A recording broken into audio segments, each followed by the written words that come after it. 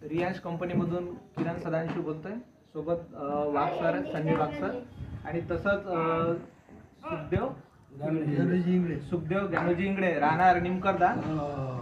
इथं यांना काय आजार होता हे आपण यांना पाहू आणि बोलू, यांच्यासोबत थोडीशी चर्चा करू.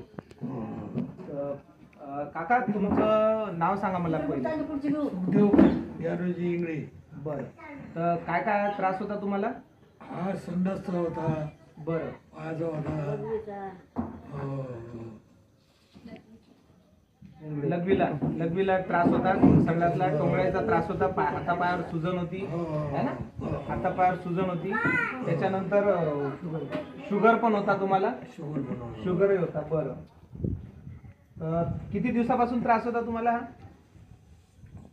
2 वर्ष. 12 महिने झाले समजा. 12 महिने झाले. 12 महिन्यापासून तुम्हाला त्रास होता. मग तुम्हाला आपण हे अमृत ज्यूस दिलं होतं एक 15-20 दिवस अगोदर झाले असेल ना. 15-20 दिवस अगोदर आपण हे अमृत ज्यूस दिलं होतं. बरं, या अमृत ज्यूस सोबत आपण एक डायबोजी म्हणून एक औषध दिलं होतं. असंच अशा पद्धतीनं 1 महिन्याचं तुम्हाला ट्रीटमेंट केलं होतं. तर मला सांगा, हेच औषध घेतलं होतं तुम्ही?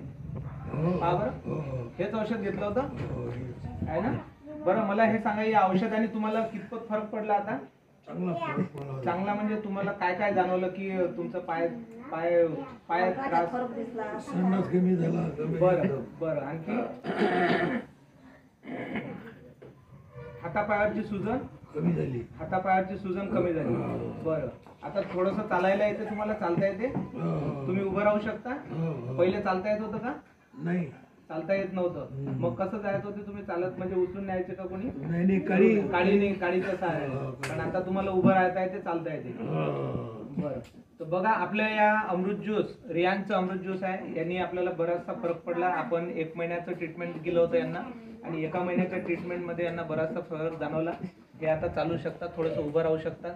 तर मला हे सांगा की तुम्ही जनतेपर्यंत काय संदेश द्याल, काय सांगाल जनतेला? हे प्रत्येकाने घ्यायला पाहिजे, प्रत्येकाने औषध घ्यायला पाहिजे.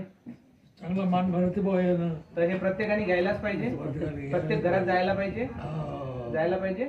चला, धन्यवाद काका, तुम्ही आम्हाला